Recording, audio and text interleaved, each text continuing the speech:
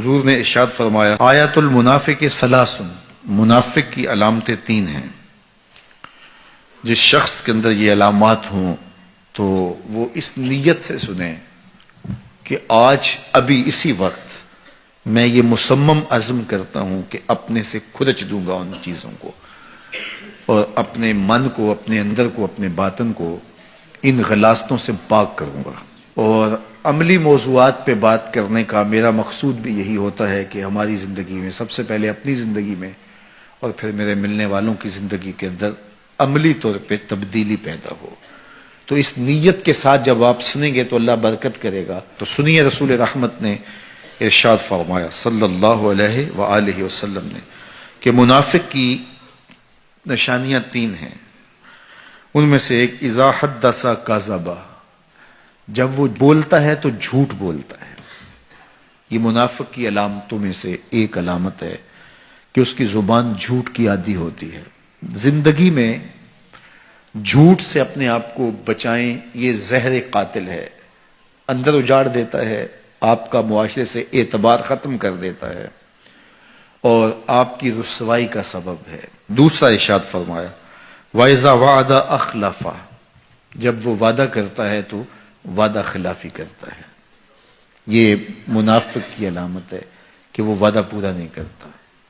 میرے حضور کسی سے وعدہ کرتے ہیں کہ تیرے آنے تک یہاں کھڑا ہوں، اور وہ جا کے بھول جاتا ہے. میرے حضور 3 دن کھڑے رہتے ہیں. 3 دن کے بعد اچانک وہاں سے گزرا، دیکھا تو حضور کھڑے ہیں. بڑی شرمندگی ہوئی، ڈرتا ہوا آگے بڑھا، صرف اتنا کہا یار تو نے مشقت میں ڈال دیا. 3 دن تک میرے حضور کھڑے. اور میں کہتا ہوں وہ تو 3 دن بعد واپس آ گیا. وہ نہ آتا 3 سال بھی کھڑا رہنا ہوتا، میرے حضور کھڑے رہتے کہ میں نے اس سے وعدہ کیا ہوا ہے. اور میں اور آپ دیکھیں کہ ہم کہاں کھڑے ہیں. ہم کسی سے وعدہ کریں، ہم خود وعدہ کرتے ہیں تمہیں 6 ماہ کے بعد پیسے دیں گے. وہ بیچارہ 6 ماہ کے بعد بھی جو ہے وہ 1 ماہ اور اوپر گزار لیتا ہے کہ چلو کوئی بات نہیں ہے. اور ہم اس کی موت کی دعا کر رہے ہیں یا اللہ فوت ہی ہو جائے تو اچھی بات ہے. تو پھر ہم کہیں کہ اللہ کی رحمتیں ہمیں نصیب ہوں. یار وعدہ کیا ہے، اپنا تن بھی بیچ کے دینا پڑے تو دیں گے. جو وعدہ کیا ہے جہاں کھڑے ہوئے ہیں وہاں کھڑے رہیں گے، چاہے اس کی کتنی بھی اذیت ہمیں کیوں نہ سہنی پڑے. جب وعدہ کیا ہے تو پھر اس کو پورا کرو. تیسری بات میرے حضور نے ارشاد فرمائی وَإِذَا تُؤْمِنَ خَانَ، جب اس کے پاس امانت رکھی جائے تو خیانت کرے. اس کے پاس پیسے رکھے جائیں، دولت رکھی جائے، کوئی زمین اس کے نام کوئی کر دے کسی وجہ سے، کوئی اور اس کے پاس امانت رکھ دے تو وہ اس میں خیانت نہ کرے. بلکہ آپ کے پاس کوئی بات امانت رکھی جائے تو اس کو بھی جو ہے وہ لوگوں تک نشر نہ کرے. تمہارے کان میں اگر کوئی بات کرے تو وہ امانت ہے. جب وہ بات کر رہا ہو تو دائیں بائیں دیکھ رہا ہو تو پھر اس کا مطلب یہ ہے کہ وہ یہ چاہ رہا ہے کہ یہ بات کوئی اور نہ سنے. تو پھر صاحب امانت کو چاہیے کہ کوئی اور نہ سنے. یہ امانت ہے اور اس امانت کو پورا کیا جائے. اور چوتھی علامت یہ ارشاد فرمائی منافق جب کسی سے لڑ پڑتا ہے تو گالیاں دیتا ہے. ہمارے دین نے ہمیں گالی دینے سے روکا ہے. اپنی زبان کی پاکیزگی اور اپنی زبان کی طہارت کا سامان کیجیے.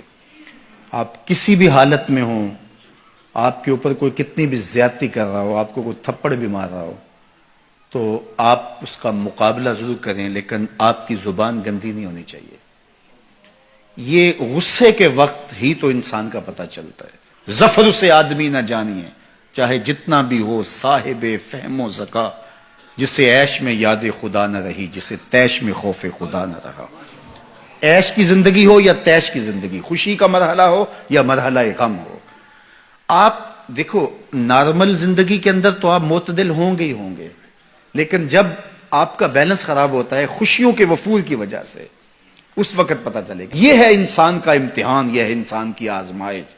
منافق کی علامت بتائی گئی وَإِذَا خَاصَمَ فَجَرَ، جب وہ کسی سے لڑائی کرتا ہے تو پھر گالیاں بکنا شروع کر دیتا ہے. یہ منافقوں کی علامات میں سے ایک علامت ہے، جب وہ لڑتا ہے تو گالیاں بکتا ہے، جھوٹ بولتا ہے، امانت میں خیانت کرتا ہے، اور عہد کرے تو اس کی پاسبانی نہیں کرتا. اللہ ہمیں عہد کی پاسبانی کی توفیق دے.